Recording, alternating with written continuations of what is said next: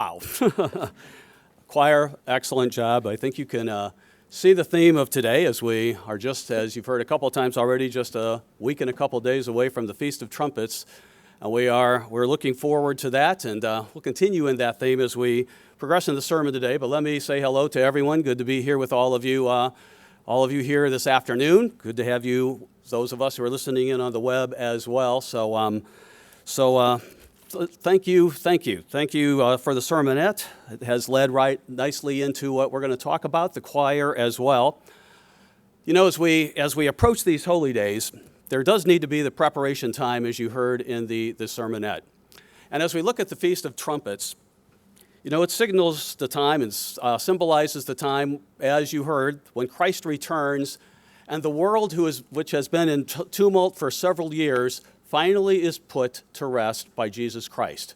He is the picture and he is the sole focus in every single holy day that we observe, from Passover through the days of unleavened bread, through Pentecost, through the Feast of Trumpets, through the Day of Atonement, the Feast of Tabernacles, and the last great day. He is the reason there is salvation. He is the reason and focus of all of it. And as we go through each day of God's plan, as we symbolize it and celebrate it, it's important to remember that.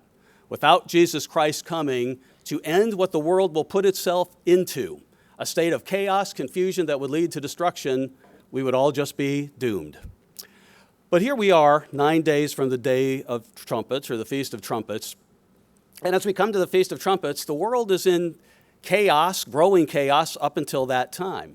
The Feast of Trumpets, when we're together on that day, we'll focus on what those trumpet calls are: the return of Jesus Christ, the resurrection of the dead, the end of the world in this age as we know it.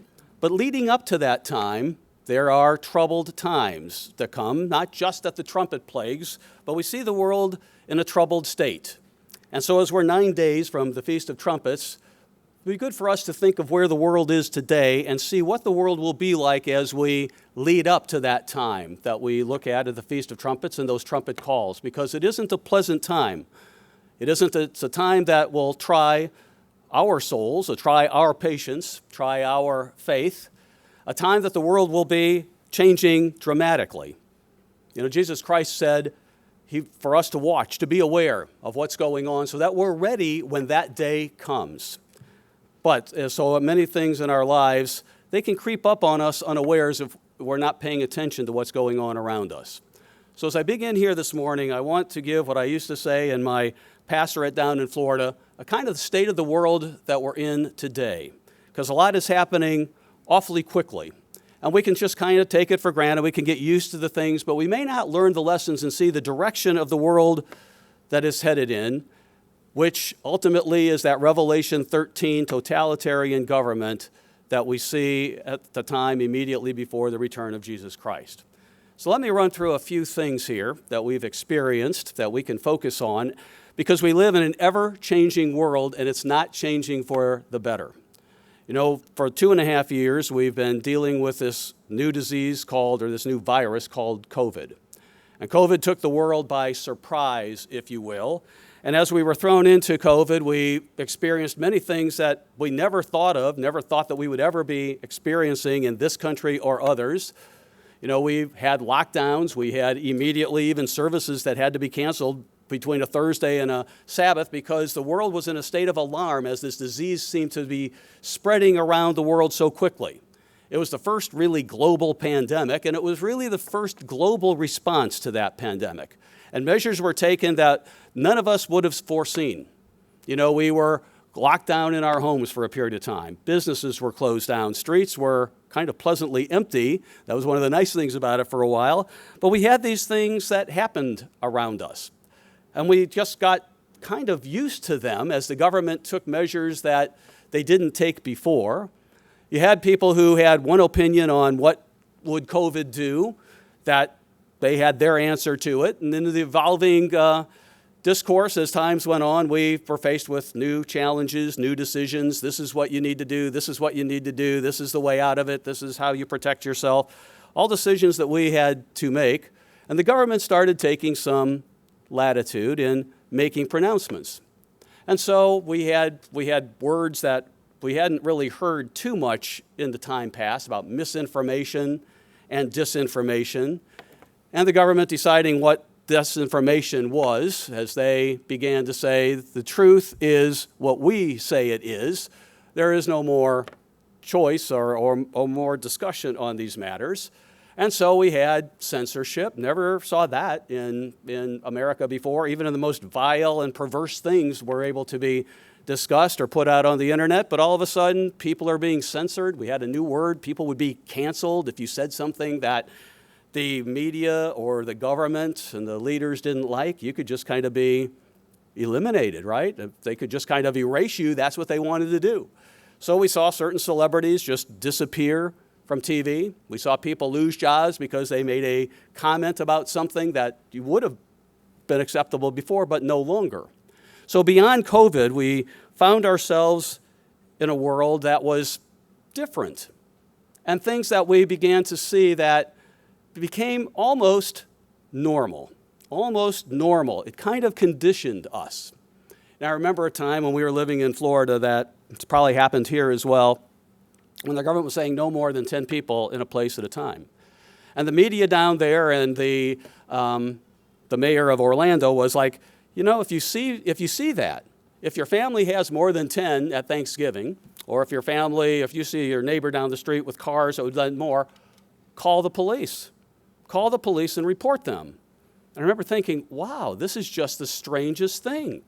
This is just the strangest thing. We're encouraging people to report their neighbors, to kind of look at what they're doing and just call the police on them. And as we went through that, I'm sure you had the thought too, this is the type of time that the Bible talks about. When people will look at what you believe and what you do, and if it's not what they want done, you know, they will turn in this person. They will turn in mom, dad, neighbor, friend, coworker, whatever it is. That time is coming ahead.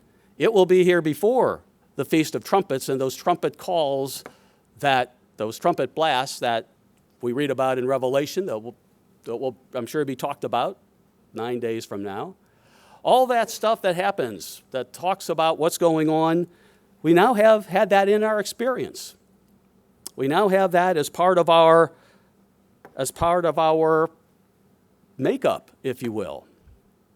And COVID has largely disappeared, but globalism hasn't.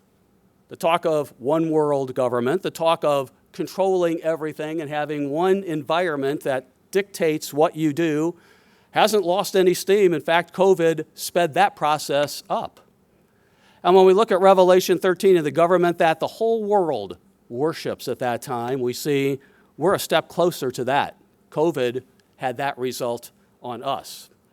Now, it's disappeared. There's lessons you and I should have learned from COVID as we prepare for the next pandemic, which will certainly come. A leading person who kind of predicted that pandemic has recently said, there's another pandemic coming from a different pathogen, and this time we'll be more ready and more prepared than we were last time. Now, what does that mean? What does that mean? Next time we'll have more control. Next time we'll be able to lock things down.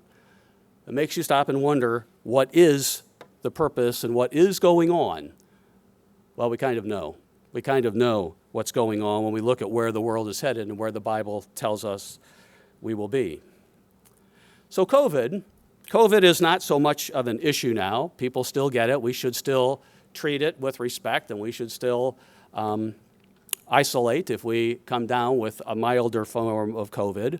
But as we emerged out of that crisis, that was a crisis, this war in Ukraine began to speed up. And back on I think it was in February, Russia invaded Ukraine. I guess people saw it coming. For a few months, Russia was doing the buildup on the borders of Ukraine there. And that war, many people thought, would be over in a matter of a few days or a week. Given Russia's military capabilities, you would think that they could march right in and take over that little country in no time. But here we are, 7 months later, and the war still goes on. It has these ebbs and flows, and for a while it looks like Russia is ready to make a huge move into it, but then things change and Ukraine takes over some territory. And all the while, as you watch what's going on in the war, you just see this complete destruction and desolation of all the cities and all the environment over there in Ukraine. Now, we've learned in the process that Ukraine is a very important country for Europe and for Russia.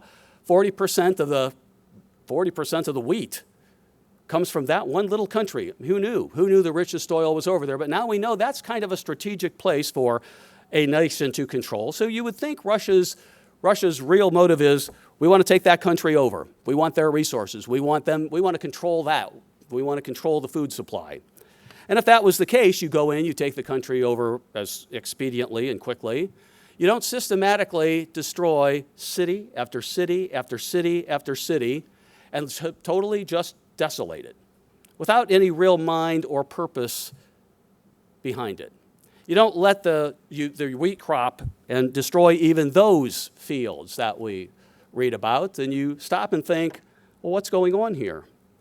Meanwhile, Western civilization, United States, keeps pouring money into this Ukrainian war with the hopes that Ukraine can withstand Russia and stop the advance of, what may be communism from Russia progressing across over and closer to Europe.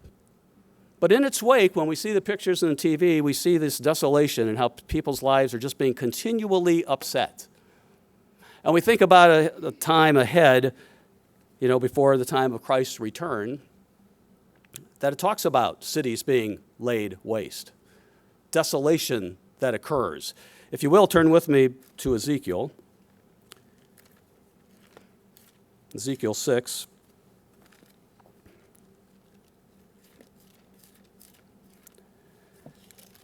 And in prophecies that are meant for the house of Israel, the nation of Israel, we read some harrowing words in chapters 6 and 7 that pertain to today. But in chapter 6 and verse 6,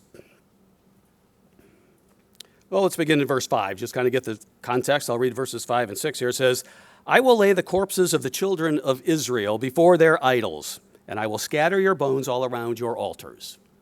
Now, there's a time coming where Israel, modern-day Israel, is going to suffer the consequences for how they've behaved, God is talking about here, and what they've chosen to do.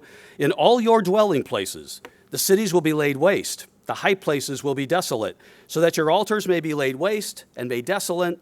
Your idols may be broken and made to cease.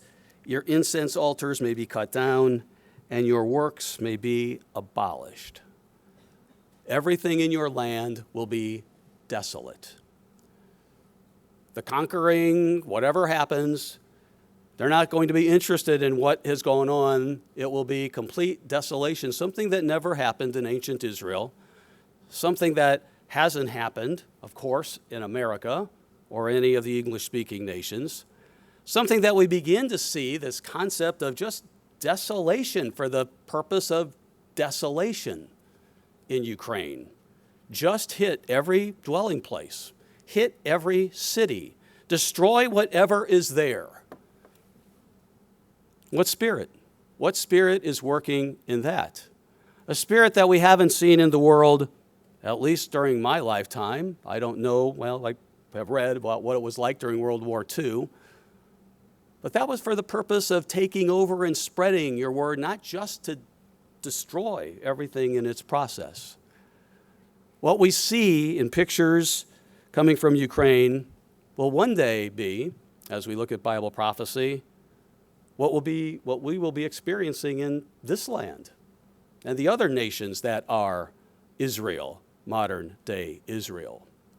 So when we see these things and we see these images, we can think about the Feast of Trumpets, Jesus Christ's return, the inhumanity of man, the spirit of Satan that will become more and more prevalent, more and more dramatic, more and more visible to us as we see the world descend into all sorts of different things, like we see in the world around us and in our own environment and communities around us today. So there's war, and there's no indication that this war is going away anywhere soon. And as we look around the world, we see all these other threats of war. We see China and Taiwan, right? There's always that threat out there. What is going to happen with that? with Taiwan. We hear about Iran and nuclear powers. What are they going to do? They have given threat after threat after threat. We would love to see Israel, the little nation of Israel, wiped off the map. We would love to see America conquered and destroyed. We would love to see Britain gone. We would love to see that group of nations that the Bible calls Israel gone. It's all there. We hear about these things going on in Iran and the nuclear buildups that are there. All these wars and rumors of wars that are going on in the world around us today that could erupt at any time. Just last week, was it? Queen Elizabeth died. Queen Elizabeth, she was, we know the throne that she is sitting on. We know the throne that Jesus Christ will return to. She has reigned for 70 years. It's hard to imagine being a monarch in a country for 70 years. But she has been, as you look at her legacy in her life, she has been a symbol of consistency over there, a symbol of stability. It's like the world in some way respected her. And so everything kind of just stayed stable. And now she's gone at a time where the world is changing in so many other ways. What does her death mean? What will that bring to us? What will King Charles be like? We read of his ties to people in the World Economic Forum and these people who will espouse, by 2030, you'll own nothing and you'll be happy. Well, if you'll own nothing, who owns everything? And you see the message behind that movement that's out there and what that is and the grab of power and what is going on in the world, and who knows what happens now that Queen Elizabeth is gone and the world all of a sudden is in a completely different state than it was 2 weeks ago. Times are changing as we lead up to the Feast of Trumpets, as we talk about the return of Jesus Christ. We will see more and more why Jesus Christ has to return in order to save mankind from himself, and what he will do, because the ultimate goal of what is going on as Satan leads and inspires what is happening is the destruction of the earth, the destruction of mankind, and that if he could possibly do it, that all mankind would die, but as Christ said, he will return, and if he didn't return, there would be no flesh saved. That's what we look forward to, but we see the world progressing in those ways. We can talk about crop failures. If you listen to the news closely, you hear about the situation in Ukraine. You read about the drought in the West. What effect is that going to have? And there's many, many articles out there that talk about, as this fall harvest season begins and comes about, what will it be like? What will the crops be? Are things going to happen? Right now, everything seems okay. But if there's a disastrous crop season, and if it's not this year, is it next year? What happens? We already facing inflation. Those numbers just came out in the last week about how food prices just keep escalating. Well, if there's a shortage of things, then we'll see that inflation continue. And the time of the Bible when it says in Revelation 6:6, a quart of wheat for a denarius. Oh, that'll be a real thing. A quart of wheat for a denarius, a day's wages. It's a time that's coming on. Inflation is real. We went through many years without any real inflationary pressures in this country and the world. But all of a sudden, it's a huge issue. And we hear our leaders have some of the problem or some of the solutions that they say. Oh, if we do this anti-inflation package, if we spend more, that's going to solve the problem. But I wonder what financial advisor would ever tell someone who is in a debt situation and already having a problem meeting any kind of things, if you go out and just spend more, that'll solve your problem. Doesn't happen, right? No one says that, and yet we hear this is the solution. You have to wonder, do they just not know? Or is there something else that's going on behind the scenes? Satan is clever. Satan is cunning. Satan will do everything behind the scenes because we know where the world is headed, and that is to Revelation 13. And I could talk about things like abortion, which all of a sudden has taken front and center, right, as Roe v. Wade was overturned. All of a sudden it's become an issue, and you don't hear anyone talking about let's just abolish abortion altogether because it is just legalized murder. It's Well, let's limit it at this number of weeks, and let's number it this number of weeks. Somewhere along the line, we've lost focus of what abortion really is, and that it is a murder of child and taking away a life that has promise, just like you and me had.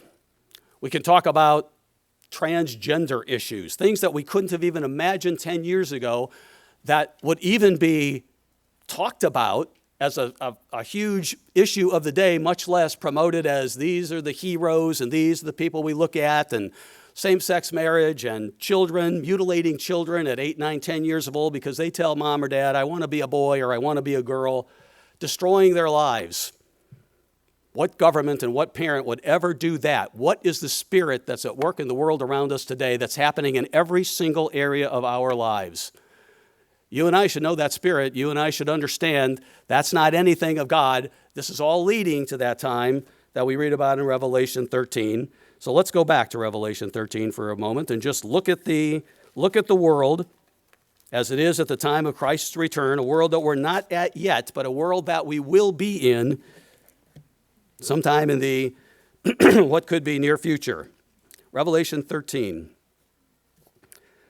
So as I stood on the sand of the sea, John writes this as he has the vision from God. Then I stood on the sand of the sea, and I saw a beast rising up out of the sea, having 7 heads and 10 horns, and on his horns 10 crowns, on his heads a blasphemous name. He's against God. He may kind of look like God, may kind of want to look like God in what he says. Probably want to position himself that beast as the savior of the world, because the world at the time when this beast arises out of the sea is in complete chaos, complete destruction. Everything has fallen apart. No one knows when a global economy falls or the United States economy falls and breaks, what's going to happen. No one. It's unprecedented. When you hear about stock prices, when you hear about what would happen, when they talk and see those graphs about how it compares to this time and that time, and many economic forecasters are saying it's the time ahead. No one knows what happens. What does that result in? It is unprecedented, and no economist, no one can tell you what that time will be like.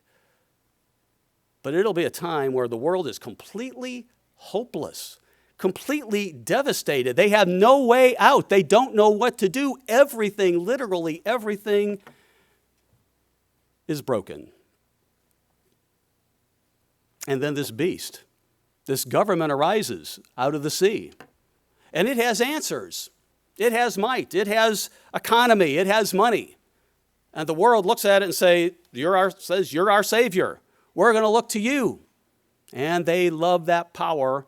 That power gives them the right to say, we're God. You'll do what I say. You will think what I think. You will work where I tell you to work. You will worship who I tell you to worship. And if you don't do it, there's a heavy price to pay. At the minimum, buying and selling is up to them.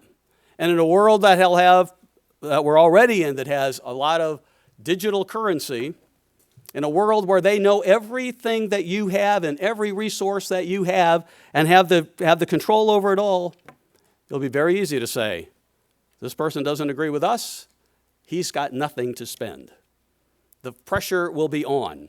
And the Bible is clear that that mark of the beast, whatever the many things it could be, the mark of the beast, that's the subject for another sermon, is that he cautions you and me and the people who would follow him, don't take it.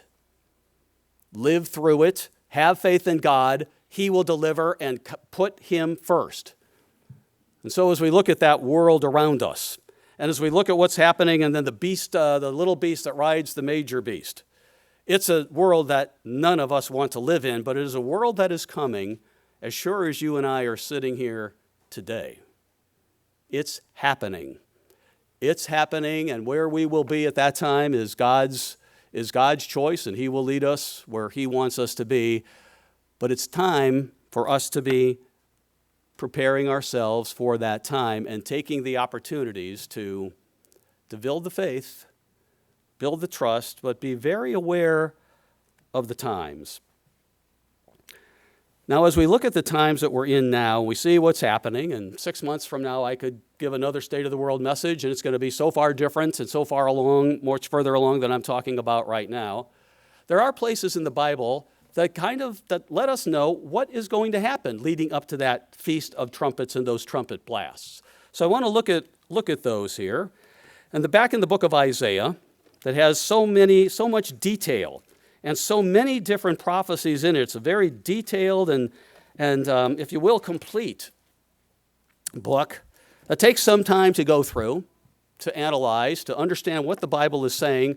We find things in there that show us where we are today, because God does give us warnings. He says in Amos, I won't do anything unless I tell my people and show my people where we are. I want you to know. I want you to understand. I don't want that day to take you unawares. I want you to be getting ready. And so we find in one chapter in Isaiah 9 where God gives us 4 kind of warnings, if you will, or signs of what that time will be like leading up to the complete destruction of the world. As we look at chapter 9, we know that it's Isaiah who was prophesying during the times of 4 kings that he worked under. One of those 4 kings is a name you may not recognize. His name is King Ahaz. King Ahaz, if anything that marked King Ahaz, it was the fact that he was resistant to God totally. He's a picture of complete resistance to God. At one point, God tells him, Ahaz, I will give you any sign you want. I'll give you any sign you want that I'm with you and that I'm with Judah. He was the king of Judah. Ahaz didn't want it. He wanted to ally himself with the world. He kept looking at Syria. Well, the danger was from Syria and the house of Israel at that time, the 10-nation group of Israel. And of course, Assyria was the power at that time. They were a ruthless country. So in Isaiah 9, it begins with the birth of Christ. Talks about the child chapter 9.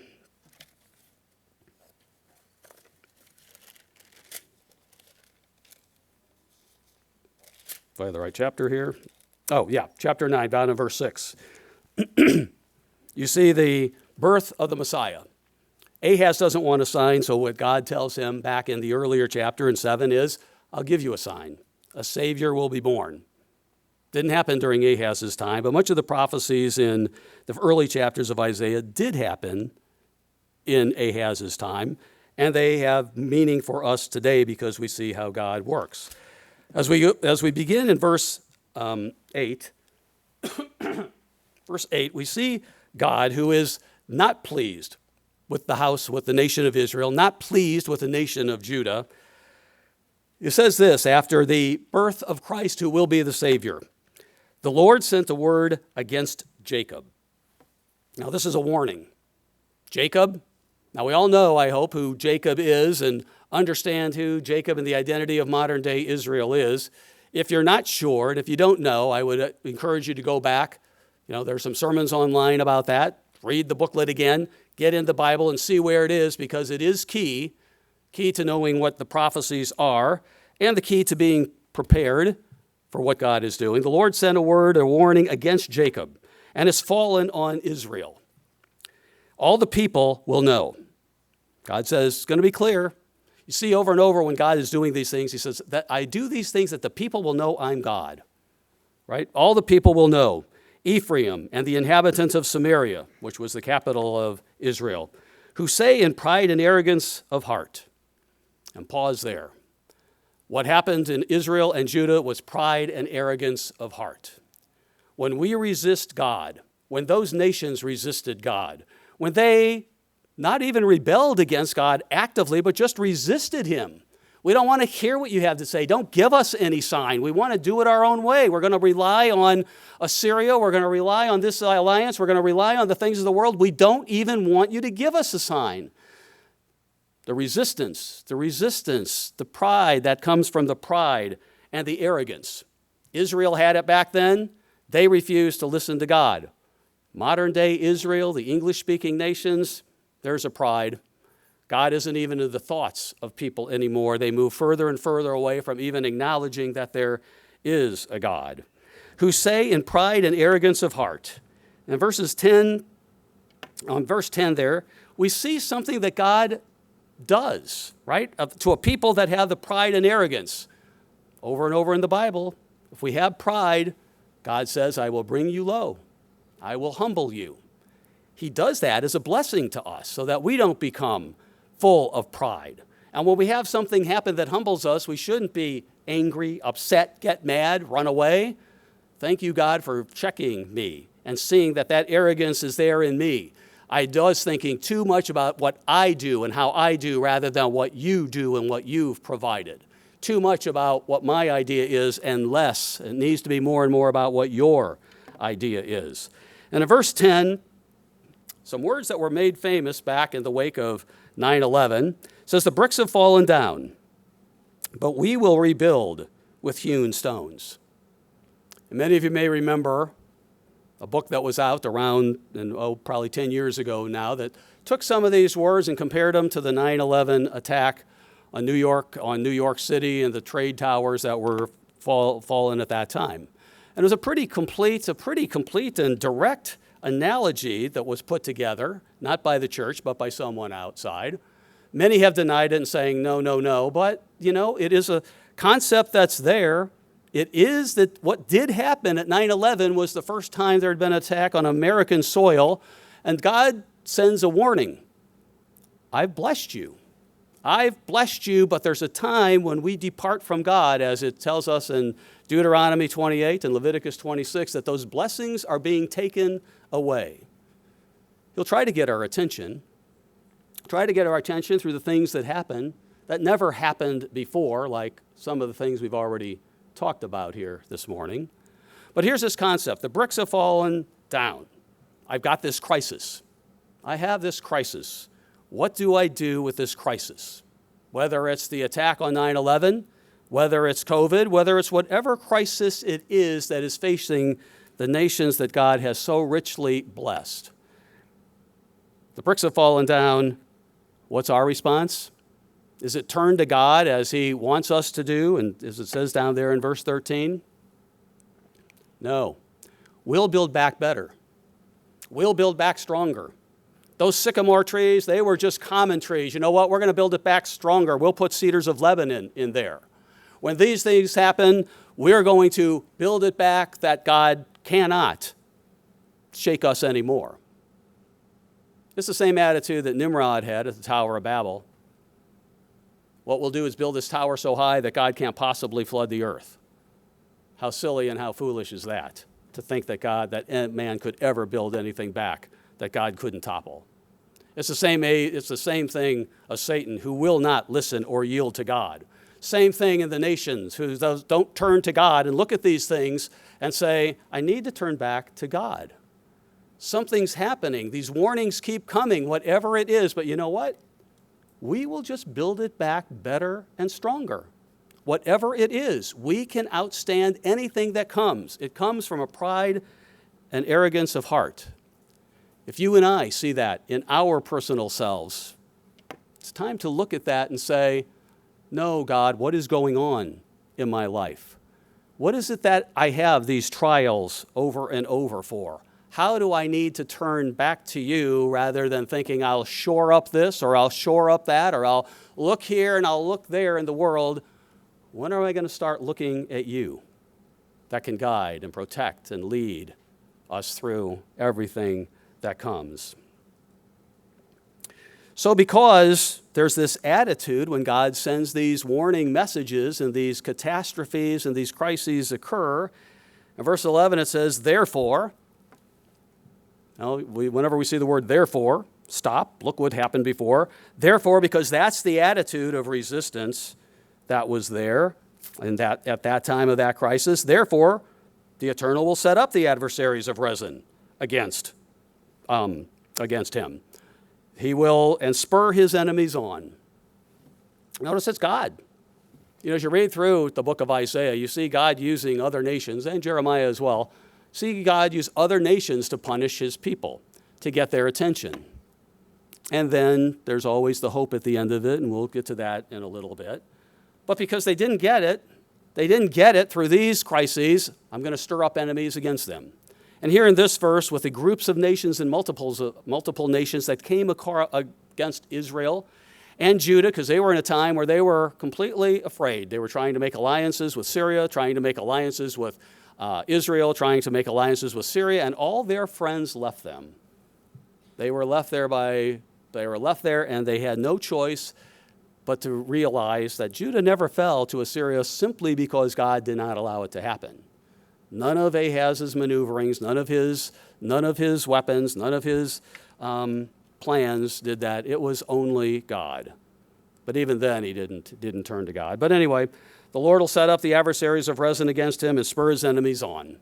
Talking about terrorism, when you talk about the multitude of nations that are there, verse 12, the Syrians before, the Philistines behind, they're coming at you from one side, you got another side coming. You have this age of terrorism where things just happen. It's not like the planned wars that they had before, but this kind of loose war that can kind of just come out of nowhere. Kind of like the terrorism that we saw with Al-Qaeda and ISIS, back after 9/11, where terrorism was the thing of the day. Now in one of the recent things that have happened, there's been a terrorism state in Afghanistan, pretty much built up and sanctioned over there in that Middle East where these things can happen again. Terrorism is still in the news today in a different form as we look at things in a different way in this country than we have in the past. So you have this happen. So God says, here's the pattern. Crisis will come. You're not going to listen to what I have to say. This is what's going to come next. Here's terrorism and people. Now, you didn't listen to the warnings. Now there's this threat of war and this fierceness that goes on all around you. And then in verse 12, it says, for all his anger, for all this, his anger, God's anger, is not turned away, but his hand is outstretched still, or stretched out still. It's still there.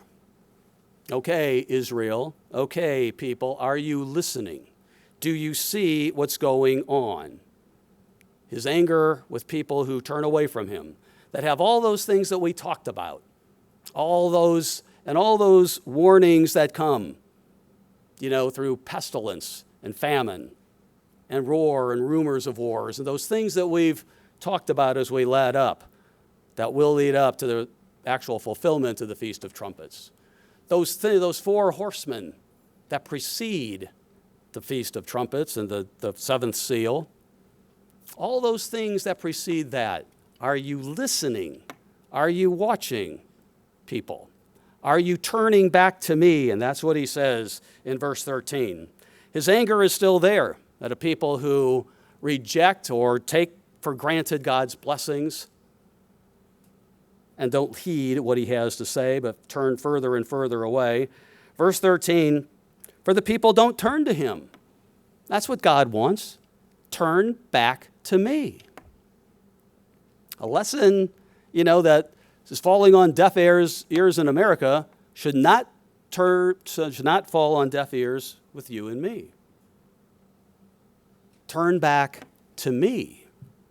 Look at your ways.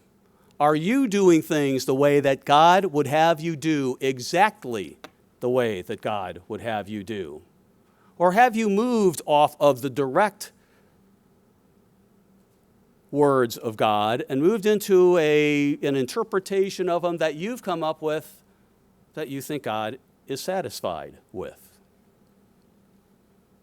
These holy days and how we are going to observe them, the time and the preparation and focusing on what they are. I appreciated what Mr. Rangel said because I had the very same opinion about the Day of Atonement when I was growing up as well. If we can just get through the Day of Atonement, then all the fun begins, right? The Feast of Tabernacles has much more meaning than just the place we're going, just the things and the sights we're going to see in that place. If God would have us keep the Feast of Atonements in the darkest, dreariest farmyard in America, and we were all in tents, we should still enjoy and celebrate at the Feast of Tabernacles. It's what we're picturing at that feast. It's what we're picturing as we get together, as we put the time together and we develop that oneness that God wants us to have, that zone that we should be in. Same thing with the Feast of Trumpets. As we think about what's coming on, the world is leading up to that. You and I will feel the effects of that. God gives us the opportunity in these warnings. He's talking to a nation, but he's talking to you and me too. His hand is stretched out still. Turn back to me. Do it the way I said to do it. Follow me explicitly. Know the word and follow it. For the people don't turn back to him. They don't seek the Lord of hosts. They have their own ideas. They do their own things. They just kind of do it almost out of rote without really thinking about it. The way of God has become common. And the way of God should never be common. It should be holy. It should strike something in our hearts every time we come to a Sabbath service, every time we come to a Sabbath day, every time we come to a holy day. We're on holy ground. This is God's time, not times that we just think of as common and ordinary and something we do every week and have been doing for, decades and maybe more. They don't seek the Lord of hosts. Since they don't do this, verse 14, therefore the Lord will cut off head and tail from Israel, palm branch and bulrush in one day. And what he's talking about there is we have people who are heads of states, right? The elite of the world, the elite of the country. And then we have you and me, the common people that are in the land. And it says there, they're all going to suffer. They may think that they're isolating themselves and setting themselves up to be at the top of the heap, but when it all comes down, everyone will suffer. Everyone will be on equal footing. No matter how much we've amassed in this lifetime, it will come to nothing when the world falls. No matter how little we have, it'll be the same. Head and tail, palm branch and bulrush, in one day. Suddenly, it says often in the New Testament, these things will come suddenly, but they don't really come suddenly. They build up over time. The reason they come suddenly is because people are asleep. They're not paying attention to what's going on around them. They're not looking at the signs of the things that are happening. So they don't see 9/11, COVID, stock market issues, wars and rumors of war, famine, pestilence, the things that are going on around them that show it's all happening. It's all happening and moving in that direction, but one day it just explodes. Turn back to Isaiah 30. Isaiah 30, he talks about this, again, in this concept of things happening quickly, if you will. Isaiah 30, verse 8, says, Go, write it before them on a tablet, and note it on a scroll, that it may be for time to come. Not now, but for Israel later, forever and ever. This is a rebellious people, lying children who will not hear the law of the Eternal, who say to the seers, don't see, don't tell us these things. We don't want to think about these things in this uncomfortable time ahead of us. Don't see, and to the prophets, don't prophesy to us right things. We don't want to hear that. Speak to us smooth things. Tell us everything is okay. Tell us that what we're doing is okay. That we don't have to think about it, that as long as we show up at Sabbath services, as long as we can check the box here and there, we're okay. That's what we all would want to hear, but that isn't what God said. That isn't what he has called us to. Don't prophesy to us right things. Speak to us smooth things. Prophesy deceits. Make us feel good about ourselves. Get out of the way. Turn aside from the path. Cause the Holy One of Israel to cease from before us. As the message goes out to the world in a stronger form, we're going to hear a lot of that, right? We don't want to hear about this God of Israel. We don't want to hear that message. And the world will do everything they can to quell that message and to eliminate it. As you talk about the two witnesses on the Feast of Trumpets, what will the world do? That word's going out strongly to the whole world. It can't be denied. And all they want to do is kill those prophets, kill the word of God. We don't want to hear it. And we'll see that attitude more and more. Therefore, verse 12, thus says the Holy One of Israel, because you despise this word and you trust in oppression and perversity. Boy, perversity is one of the words we could use for the society around us today, right? We do live in a modern day Sodom and Gomorrah that I believe has gone beyond what Sodom and Gomorrah has. Because you trust in oppression and perversity, the society that you live in, you rely on them, therefore this iniquity will be to you like a breach ready to fall, a bulge in a high wall whose breaking comes suddenly, in an instant. And God shall break it like the breaking of the potter's vessel, which is broken in pieces. He shall not spare. So there will not be found among its fragments a shard to take fire from the hearth or to take water from the cistern. You can picture what's going on. We can get used to problems in our homes that where we could see, well, here's this bulge in the wall. I should probably take the time to find out what's going on over there. And I know something's not right, but you know what? It hasn't been an issue now. But I let it go. I can see another sign there. It's like, oh, it's working okay. Then one day, the dam breaks. And all of a sudden, you've got this crisis on your hand, and you have to move into it, and it's like panic, right? Maybe you're off at work, and your wife is there, your kids are there. It's like, the wall is broken. There's water everywhere. What do I do? If we had just taken care of it, if we had just looked at it ahead of time and not been in the panic state that the world will be in because they are in a deep sleep about what's going on around them. You and I shouldn't be in a deep sleep. We should be wide awake. If we go back to Isaiah 9, it talks about God will cut off all these people that think that they're going to have it done. Everyone will be in the same boat. When the economy falls, there won't be some that are saved from it. There will be worldwide panic and destitution. The elder and the honorable, verse 15. He's the head, the prophet who teaches lies, he's the tail. Verse 16, note this, the leaders of this people cause them to err. The messages we hear coming from our leaders today, they are leading people to err. No doubt about it. When you hear about the things that come out from our leaders today, leaders of the nation, this is a blessing, this is good, transgender is good, abortion is good, all this stuff is good, boom, boom, boom. I have the wisdom, I have the truth. This is the way we're going to do things because it's the right way. I'm going to quell every other thought. The leaders of this people cause them to err. And it's amazing when you see what the leaders of this land say, and then how polls will show that, oh, all of a sudden people get transgenderism. All of a sudden people are saying, oh yeah, my child did say that he would like to be a girl, so let me take him to a doctor and start that process. It kind of boggles the mind how people follow their leaders, but we see that throughout the Bible. When a righteous king reigns, the people flourish.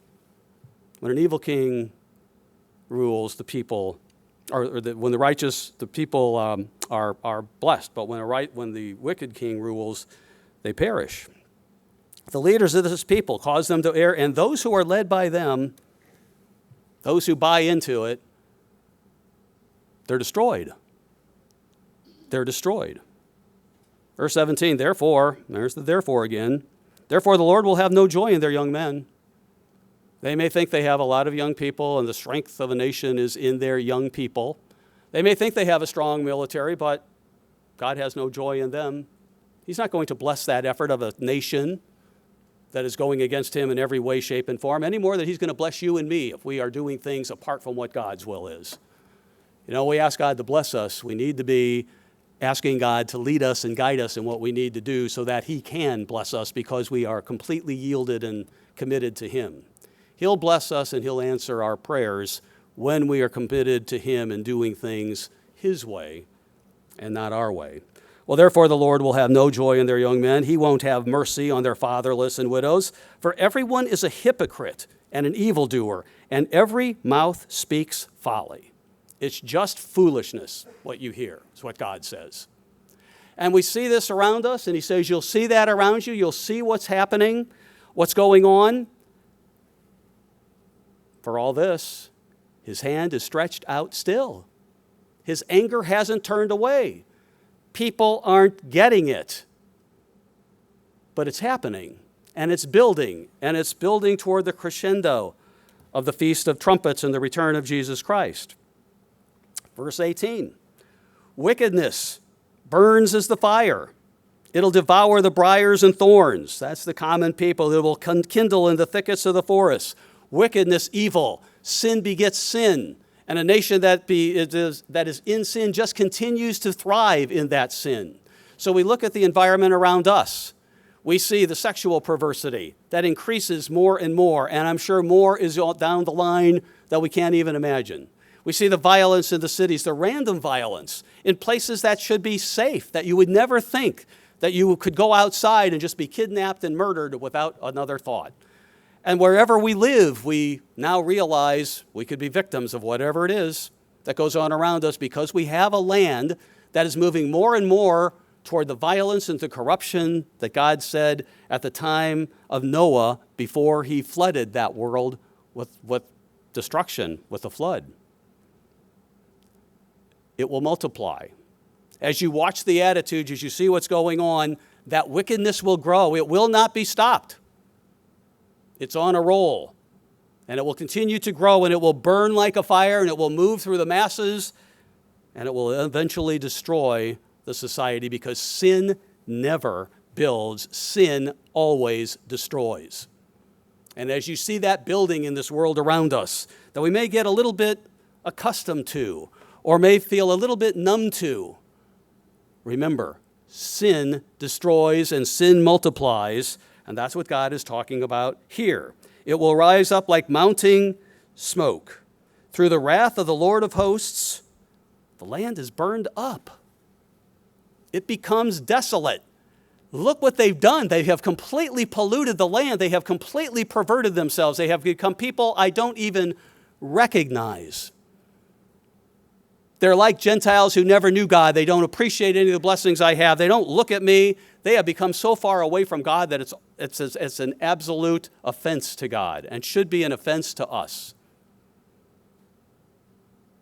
As we recognize and see what's going on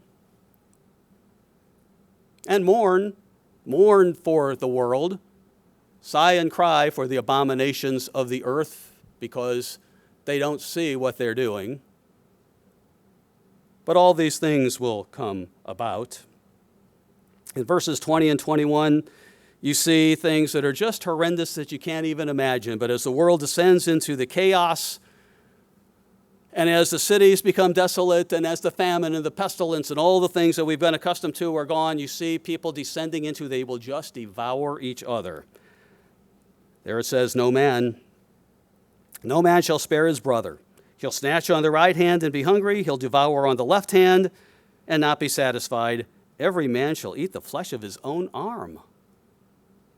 These are hard words to even think about, aren't they? Brother against brother. People doing whatever they can, even to their closest of kin. Kind of like the things that Jesus Christ talked about will be at the end time. As you see in the other pages, the prophecies in the Bible here. Manasseh, verse 21, will devour Ephraim, Manasseh. Together they'll be against Judah. You've got all these people turning on each other, grasping for something. Wait a minute, what happened to everything? What happened to the wealth we had? What happened to all these things that we got so accustomed to? They're all gone. Where do we turn to? Let's devour them. Let's eat them. Let's do everything they can. They still don't turn to God. For all this, his anger is not turned away. His hand is stretched out still. When are they going to get it? When are they going to wake up? The only salvation is God. The only way is God to pull us out of the society that we're in and where it is clearly headed. Chapter 10, verses 1 to 4. Talk about this. It talks about unrighteous decrees that are going to come out of the land. Things that we're not accustomed to. Believe what I believe. And if you don't believe, I cancel you. Do this and do that. Unrighteous decrees that are designed to enrich some but impoverish others, as the world marches toward a world where the elite would want to control. Now, there's a thing about money, all right? You've probably read some of those studies. There comes a time in life where you might have so much money, as so many people on earth do today, the billionaires and the multi-billionaires, that money no longer is significant. So what do you do because the lust is still there? Then you lust for complete power. I got enough money, now I want the power. Now I want to control. And so, as we talked about a few times ago, the kings of the earth today are not necessarily those who wear the crowns on their head, but who have some substance behind them that they can make decisions and steer the world, they think, in the way that they want it to go. So as you read through chapter 10, these decrees that come down, they write misfortune, which they have prescribed. They rob the needy of justice. They take what is right from the poor of my people, the widows, that widows may be their prey, and that they may rob the fatherless. I want it all. You'll own nothing, but you'll be happy. What will you do in that day of punishment? God says. This is where it's going. It is a hopeless world that we look at. When you look down the road and you can see the clear path that's going, God asks the question, what will you do in that day of punishment and in the desolation which will come from afar? Where will you flee from help? And where will you leave your glory? It's a good question, isn't it? Good question for you and me. What do we trust in today? What must we trust in? We're going to look at the things and the fixtures of this world. They're going to fall. God says they're going to fall. We know they're going to fall. We see the writing on the wall. Where are you going to look to for help? Only God.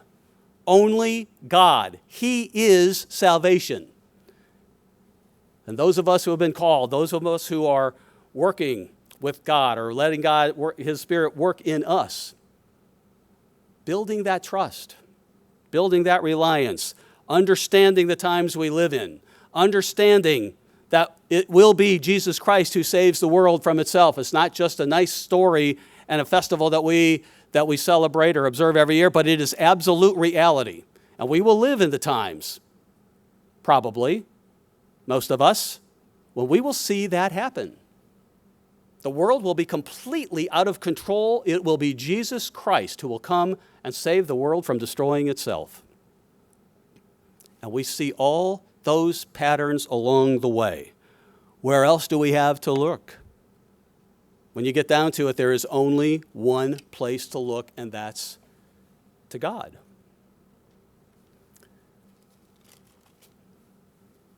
You know, down here in verse 4, he talks again, his hand is outstretched still. When will the people learn? Well, when complete desolation comes, and when Christ returns, and when Satan is put away, and when the kingdom is there, and the remnant of Israel continues on, and the other people at that time, they will learn. In chapter 12, it says, in that day, verse 1, in that day when all these things come to pass, and Israel, ancient Israel, who lost everything to Assyria. If you read Ezekiel 6, I'm not going to turn to verse 9 there, but you see that God says, they will know that I am God. They will turn to me in that day. They will loathe themselves for what they have done. The recognition, we had it all, and we just blew it. We trusted in ourselves. We thought we were so great. What we should have done was yield to God. They will loathe themselves for what they did. In that day, you'll say, Lord, I praise you. Though you were angry with me, your anger is turned away and you comfort me. Behold, God is my salvation. I will trust and not be afraid. For Yah, the Lord, is my strength and song. He's become my salvation. Now I get it, the word will say. Now I see it. For you and me, we need to see it now. We need to see that now and be working and examining ourselves that God is our only salvation. Well, we won't be here with you here on Trumpets. We're headed down to Florida, but, probably on the days ahead, you'll be talking about the things leading up to the trumpets more, because there is the fifth seal and the sixth seal that will be there. I know as I go away, that's what we'll be talking about down there. As we remember and rehearse what is going on in these holy days, what should we be aware of? What leads up to all this? What does God want us to know? And observe them and look to Him with all our hearts, minds, and souls.